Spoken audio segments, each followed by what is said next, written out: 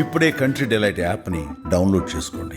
Download the country delight app now. ప్రస్తుతం మనతో పాటు నెల్లూరు నుంచి లైవ్ కాల్లో అందుబాటులో ఉన్నారు అరుణ గారు. మనందరికీ తెలుసు, గత 2-3 రోజులుగా ఆవిడ సోషల్ మీడియాలో చాలా వైరల్ అవుతున్నారు. కొన్ని రకాల ఇష్యూస్ మీద ఆమెతో ఇప్పుడు మాట్లాడి ఆమె ఏమనుకుంటున్నారు, అసలు ఎందుకు అలా చేశారు తెలుసుకుందాం. నమస్తే అండి అరుణ గారు. నమస్తే అండి.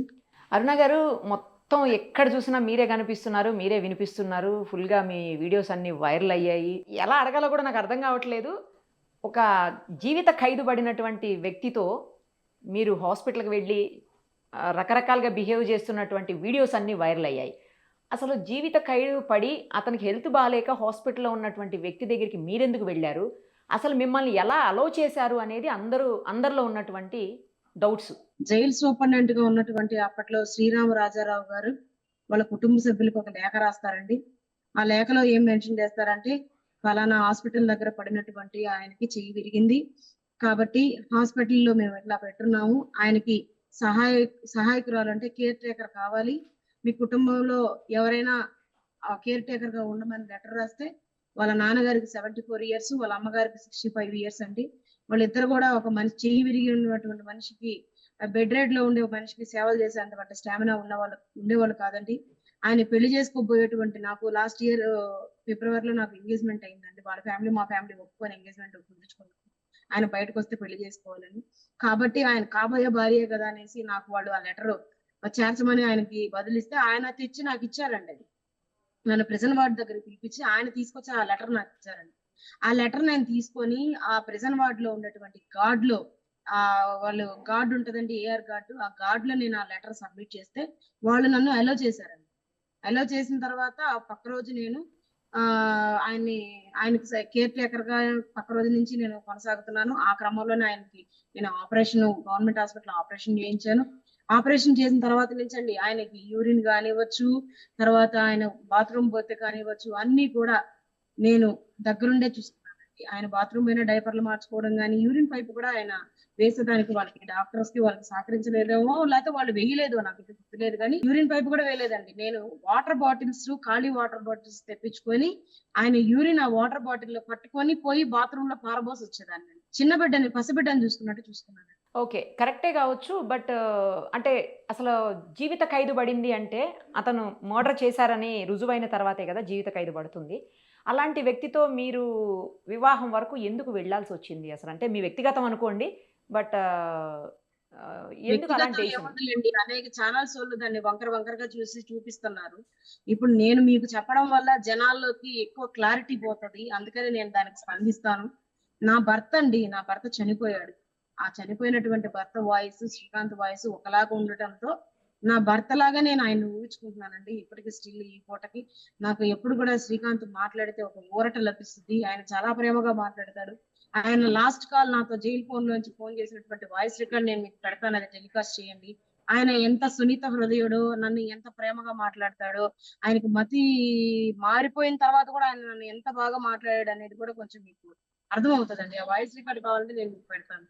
అలాగే, తప్పకుండా పెట్టండి. అంటే సేమ్ ఉంటుందా ఇప్పుడు మీ హస్బెండ్ వాయిస్, ఈ శ్రీకాంత్ గారి వాయిస్ ఇద్దరిది సేమ్ ఉంటుందా? నాకు అట్లే వినపడుతుందండి. నా చెవులతోనో, లేకపోతే నా కళ్ళతో చూస్తానో, లేకపోతే నా చెవులతో వింటేనో అర్థం అవుతుంది. అంటే కేవలం వాయిస్ కోసమే మీరు అతన్ని పెళ్లి చేసుకోవాలని డిసైడ్ అయ్యారు? అవునండి, అతను వాయిస్ కాదు, అతని ప్రేమ కూడా చాలా గొప్పదండి.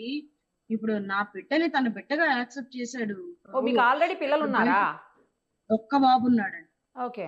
నా బిడ్డని ఆయన బిడ్డగా యాక్సెప్ట్ చేశాడు. ఇప్పుడు బయట ఉన్నారండి, బయట నేను చాలా ఫ్యామిలీస్ ని చూశాను.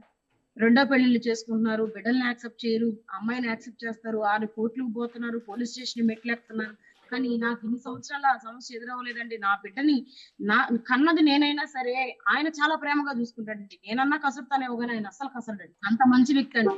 మరి అలాంటి వ్యక్తి ఎందుకు జీవిత ఖైదు అనుభవించాల్సిన పరిస్థితులు వచ్చినాయి? ఫస్ట్ ఎఫ్ఐఆర్ లో అతని పేరు లేదంటండి, తర్వాత చేర్చారంట చార్జ్ షీట్ లో. ఆ గొడవలో ఆయన కూడా సీన్ ఆఫ్ ఎఫెన్స్ లో ఉందని ఆయన ఫైండ్ అవుట్ చేసి రాశారని అది కోర్టులో డిసైడ్ చేసింది, దాన్ని నేనేం చేయలేను.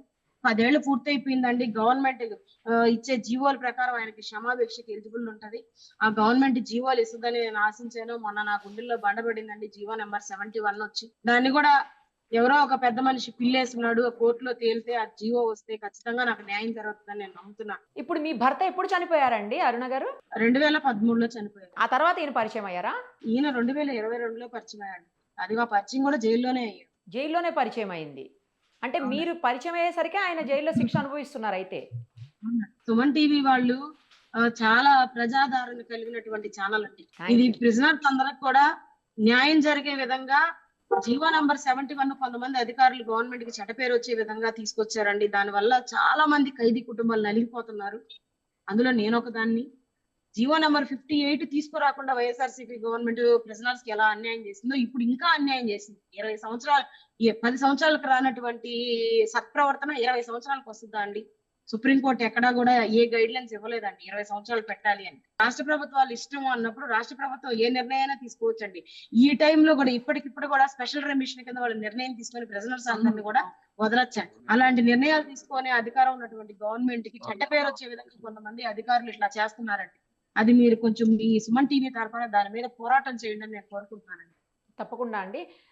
ఒక్క విషయం చెప్పండి. మీ భర్త చనిపోయింది యాక్సిడెంట్‌లోనా అండి? అవునండి. యాక్సిడెంట్ లో అయితే అంటే దాని మీద కూడా కొన్ని ఆరోపణలున్నాయండి. మీ భర్తని వచ్చాయండి. నేను విన్నారా మీరు కూడా? చదివానండి. నేను చదివానండి. పేపర్‌లో చదివారా? వచ్చింది. ఓకే. పెద్ద పత్రికలో వచ్చిందండి. ఆ!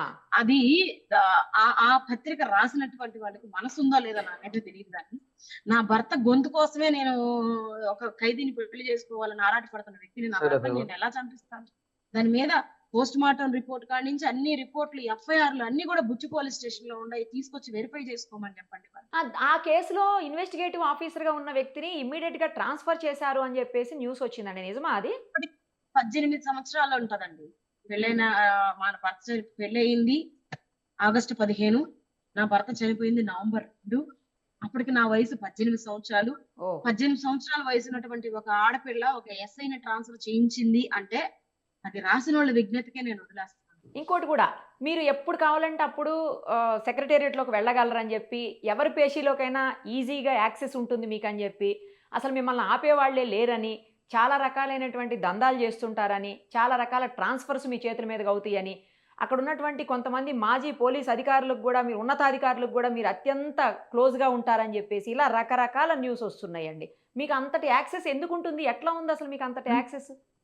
అండి అంత యాక్సెసే ఉంటే నిన్నటి నుంచి జైలు దగ్గర నేను గాని, శ్రీకాంత్ వాళ్ళ అన్నగారు గాని ములాఖాత్ ఇవ్వమని కుక్కల్లాగా బ్రతిమలాడుతున్నామండి జైలు వాళ్ళని. శ్రీకాంత్ లోపల ఎలా ఉన్నాడో చూపించమని చెప్పి. మాకంత ఇన్ఫ్లుయెన్స్ ఉంటే మాకు ములాఖాత్ ఇవ్వరా అండి? పోనీ ఇలా మాకు ములాఖాత్ ఇవ్వట్లేదని నేను ఏ ఆఫీసర్‌కైనా ఫోన్ చేయాలి గదా! నాకు ములాఖాత్ ఈ పాటికి వచ్చేసి ఉండేదే గదా! పోనీ అంత యాక్సెసిబిలిటీగా ఉంటే ఇప్పుడు నాకు నా మీద ఇట్లా అసత్య ఆరోపణలు వస్తున్నాయని నేను హోమ్ మినిస్టర్ గారిని కలవలేకపోతానా? లేకపోతే సీఎం గారిని కలవలేకపోతానా? ఎందుకు అంత వెయిట్ చేసి అంత ప్రేమనా మీకు? అవునండి. హెల్త్ బాగలేదని ఏదో చెప్తున్నారేంటి? ఎవరికండి? నాకండి? అవునండి. శ్రీకాంత్ గారికి కూడా నాకు బాగలేదని? శ్రీకాంత్‌కి కడుపులో పాలిప్ ఉందండి. పాలిప్ ఉంటది కదా! పాలిప్ ఉంది. ఆ! ఆయన చెయ్యికి రిస్ట్ పడిపోయిందండి. ఒక చేతికి రిస్ట్ ఇట్లా అవును. లేదండి. మళ్ళా హాస్పిటల్‌లో ఉన్న వ్యక్తి ఇప్పుడు మళ్ళీ జైల్‌లో ఉన్నారని చెప్తున్నారు మీరు? హాస్పిటల్‌లో వీడియోలు బయటకొచ్చింది. అవి ఇప్పటికి కాదండి. లాస్ట్ ఇయర్ డిసెంబరో లేకపోతే మొన్న జనవరో ఓహో! పాత వీడియోలు అవి కావాలని ఎవరో ఒక అబ్బాయి పెట్టాడట. ఇప్పుడు జైల్లోనే అంటే ఉన్నాడండి. మీకు సంబంధించిన వ్యక్తే బయటికి తీశారా ఏంటి ఆ వీడియోస్? నాకు సంబంధించిన వ్యక్తి కాదండి. ఆ అబ్బాయి శ్రీకాంత్ వాళ్ళ ఫ్యామిలీకి పరిచయం ఉన్న అబ్బాయి. నాకైతే ఆ అబ్బాయి ఫస్ట్ వాళ్ళ ద్వారానే పరిచయం. ఆ అబ్బాయి నన్ను వ్యతిరేకించాడు. వద్దునా ఆయన ఆ క్యాస్టోల్ని మనం నమ్మకూడదనా? ఆ క్యాస్టోల్ మోసం చేస్తారనా? ఆమెను పెళ్లి చేసుకోవద్దనా నువ్వు అని చెప్పాడు. అప్పుడు నేను ఆ అబ్బాయిని దూరంగా పెట్టమని శ్రీకాంత్‌కి చెప్పాను. అక్కడి నుంచి మా మధ్యన వార్ స్టార్ట్ అయ్యి ఇంతకాడికి నన్ను రోడ్డు మీదకి ఈడ్చుకొచ్చేసింది. ఓకే. అసలు ఏమి ఆస్తిపాస్తులు లేనటువంటి మీరు ఇప్పుడు కోటీశ్వరరాలు అని కూడా బయట న్యూస్ స్ప్రెడ్ అయిందండి. అంత ఆస్తులు ఎలా సంపాదించగలిగారు? నాకు ఆస్తులేమీ లేవండి. మా నాన్నకి ఇల్లుందండి. మా నాన్నకి కారుంది. ఇప్పుడు నేను తిరిగేది కూడా ఆ కారులో. మా అమ్మ, మా చెల్లెలు, నా కొడుకు ఒకే ఇంట్లో ఉంటారండి. మా చెల్లెలు చిన్న ఉద్యోగం చేస్తుంది. బొటిక్ నడుపుతుంది. ఆమె మమ్మల్ని అందరిని చూసుకుంటుంది. ఇంకా పెళ్లి చేసుకోలేదు. ఇప్పుడు ఇతనికి ఆల్రెడీ పెళ్లయిందా అండి? ఇదే ఫస్టా? శ్రీకాంత్ కండి ఆ! పెళ్లి కాలేదండి ఆయన. పెళ్లి ఓకే. చేసుకున్నాడు. ఆయనకి ఫస్ట్ అండ్ లాస్ట్ లవర్ అయినా పెళ్ళామైనా నేనే అండి. సో ఇప్పుడు ఎప్పుడు బయటకు వస్తారా అని వెయిట్ చేస్తున్నారేమో అయితే మీరు ఇక. అవునండి. సీఎం గారి వరకు ఈ వార్త వెళ్ళేటట్టు చూడండి, ఆ జీవో మారేటట్టు కూడా కానీ అసలు మీకే ఎక్కువ యాక్సెస్ ఉంది అంటున్నారు కదా! అంటే వేరే ఛానల్స్ తోటో లేతే వేరే వాళ్ళతో పనేముంది? మీకే బోలెడంత యాక్సెస్ ఉంది. మళ్ళీ ఆ యాక్సెస్ మధ్యలో ఈ మధ్యలో కొద్ది రోజులు సైలెంట్ అయ్యి మళ్ళీ ఇప్పుడు మీరు సెక్రటేరియట్‌కి గూడా వెళ్తున్నారు అని అంటున్నారు గదండీ! లేదండి. నేను 2 సార్లు శ్రీకాంత్ వాళ్ళ నాన్న తీసుకొని రిప్రజెంటేషన్ పెట్టేదానికి వెళ్ళాను. అదర్‌వైజ్ అంత ఇన్‌ఫ్లూయెన్సే ఉంటే నేను ఎందుకంటే ఛానల్స్ వోళ్ళని ఇలా బతిమిలాడతాను. నేనే పోయి సీఎం గారికి రిప్రజెంటేషన్ ఇస్తాను గదా! అసలు అంత మీరు యాక్సెస్ లేదండి. ఏదన్నా పార్టీలో మీరున్నారా? పార్టీలో ఏదన్నా మీరు యాక్టివ్ నేను మెంబర్? ఎలక్షన్స్‌కి ముందు వైఎస్ఆర్‌సీపీకి రాష్ట్ర కార్యదర్శిగా ఎన్నిక కాబడ్డాను. ఓకే. తర్వాత ఆ నెలలోనే నేను మళ్ళీ పక్కకొచ్చేసాను. ఏ రాజకీయ పార్టీ తోటి మీరిప్పుడు అనుబంధంగా లేరైతే. ఇప్పుడు లేనండి. నేను సంవత్సరం రోజుల నుంచి ఇంట్లోంచి బయటకి రానీయకుండా వస్తే ములాఖాత్‌కి జైలు కాడికి లేకపోతే ఇంట్లోకే పరిమితం అయిపోయాను. సో వస్తున్నటువంటి ఆరోపణలన్నిటిని మీరు ఖండిస్తున్నారు అయితే. తీవ్రంగా ఖండిస్తాను. నన్ను అనవసరంగా పెద్దదాన్ని చేస్తున్నారు ఫ్రీ పబ్లిసిటీ అని. అంతేనా? పెద్దదాన్ని చేస్తున్నారా మిమ్మల్ని? చెప్పు. అంటే ఈ మీరు రోజు నేను ఏమన్నా ఎవరిని చేయగలరు. ఏవైనా ఆ! సరే మీరు మీ చేతుల్లో ఇట్టే అయిపోతాయి అని చెప్పేసి బయట న్యూస్. చాలా కష్టాల్లో ఉన్నాను. వాళ్ళందరిని కలిసి నాకు సహాయం చేయమని చెప్పండి. అంతేనా? ఆరోపణ చేసి. రైట్ అండి. All the very best. Me problems అన్ని త్వరగా సాల్వ్ అవ్వాలని మీరు ఏదైతే అనుకుంటున్నారో అది జరగాలని నేను కూడా కోరుకుంటున్నాను. ఎందుకంటే ఎవరిష్టం వాళ్ళది కదండి. ప్రేమలు, పెళ్ళిళ్ళు, లేకపోతే జీవితం ఇవన్నీ కూడా ఎవరిష్టం వాళ్ళది. మీ ఇద్దరికి ఇష్టమైనప్పుడు దాన్ని ఎవరు కూడా ఏమీ అనలేరు, ఎవరు ఏమీ చేయలేరు. మీకు ఆల్ ది వెరీ బెస్ట్ అండి. Thank you so much. Thanks. Suman టీవీలో మీ పర్సనల్ అండ్ బిజినెస్ ప్రమోషన్స్ కోసం కింది నెంబర్కి కాంటాక్ట్ చేయండి.